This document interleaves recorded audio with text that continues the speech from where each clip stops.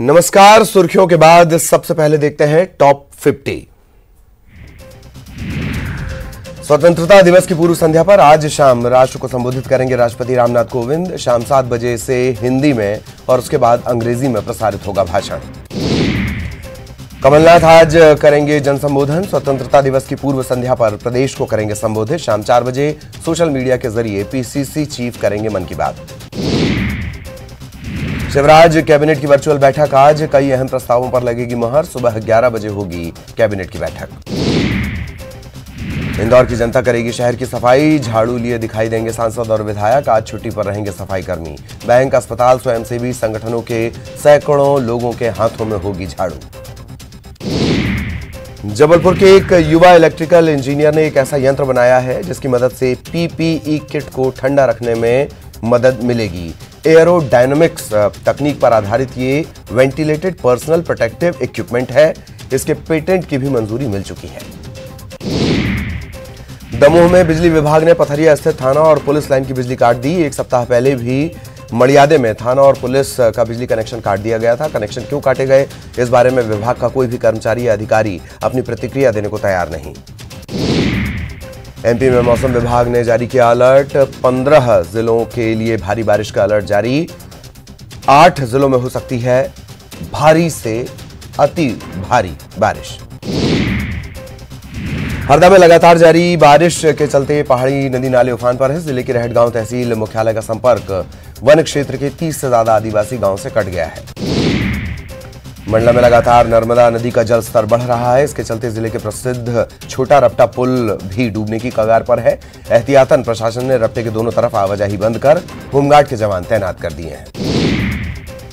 मंडला जिले के पर्यटक स्थल सहस्त्रधारा के पास भी नर्मदा नदी का जलस्तर बढ़ने से सहस्त्रधारा मार्ग बंद हो गया। बावजूद इसके लोग अपनी जान हथेली पर रखकर आवाजाही कर रहे हैं।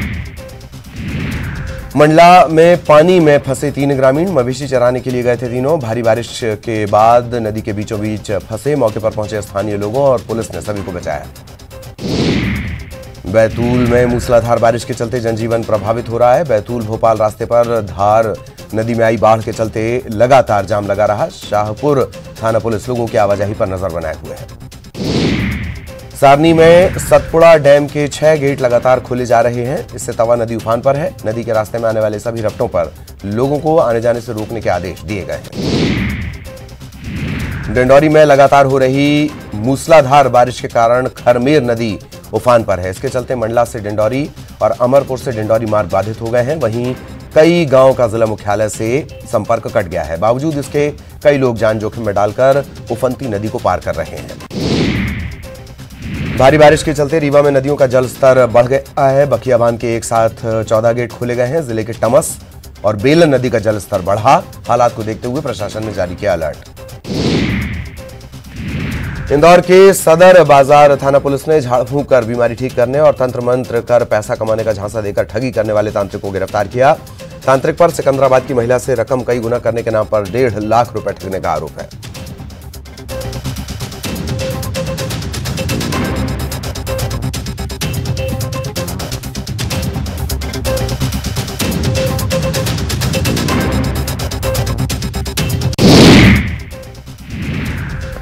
भोपाल में स्वतंत्रता दिवस की तैयारी शुरू। स्वतंत्रता दिवस पर परेड को लेकर भोपाल के लाल परेड ग्राउंड में फुल ड्रेस रिहर्सल की गई।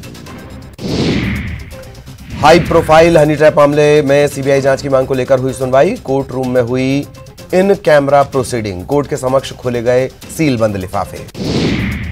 विदिशा और रीवा मेडिकल कॉलेज अस्पताल में डॉक्टर्स के निलंबन के मामले ने पकड़ा तूल। जीएमसी समेत प्रदेश के सभी मेडिकल कॉलेजों में विरोध शुरू। चिकित्सा शिक्षा मंत्री को पत्र लिखकर जताई गई नाराजगी। खरगोन की भीकनगांव पुलिस ने अवैध हथियार सप्लाई करने वाले गिरोह के 6 सदस्यों को गिरफ्तार किया। इनके पास से 4 देसी पिस्टल, 1 जिंदा कारतूस बरामद हुई है। पुलिस को आशंका है कि आरोपियों के किसी अपराधी गिरोह से संपर्क हो सकते हैं।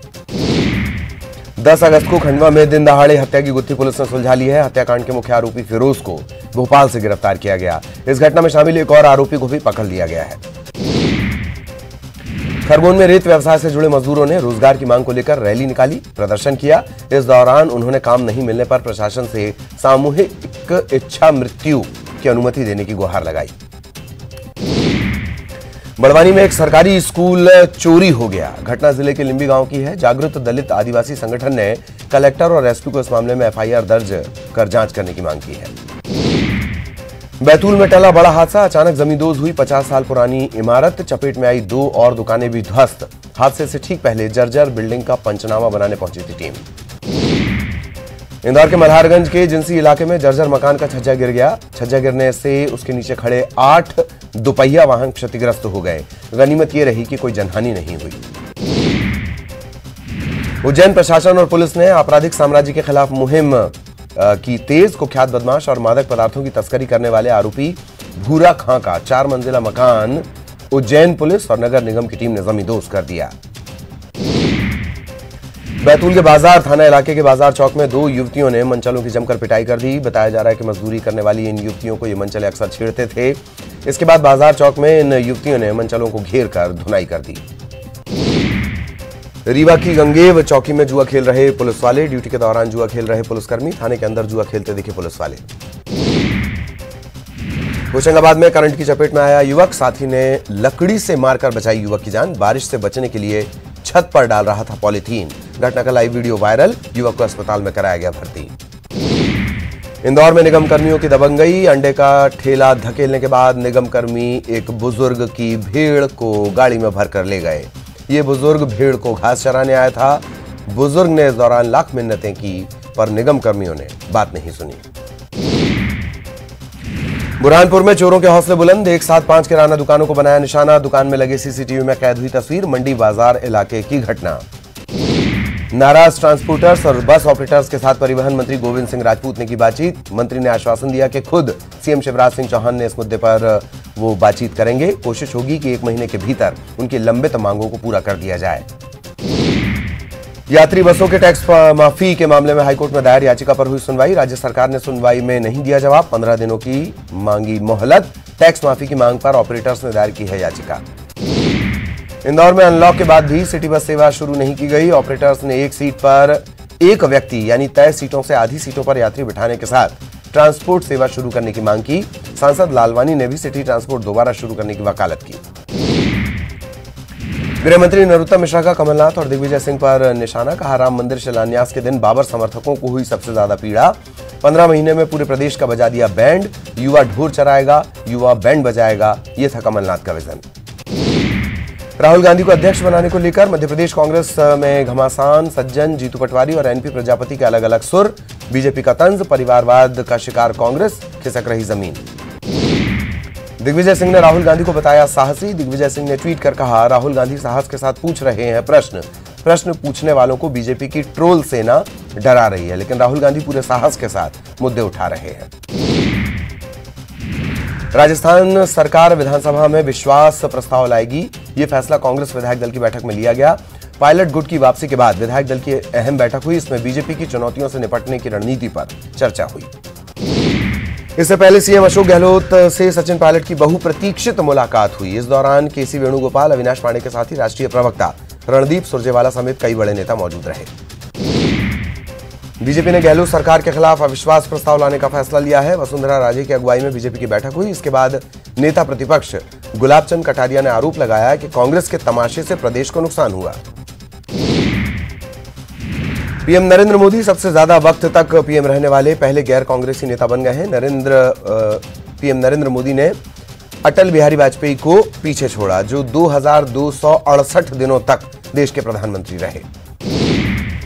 26 मई 2014 को नरेंद्र मोदी ने प्रधानमंत्री पद की शपथ ली। बाद में 2019 के लोकसभा चुनाव में बीजेपी ने और भी बड़ी जीत हासिल की और नरेंद्र मोदी दोबारा प्रधानमंत्री बने।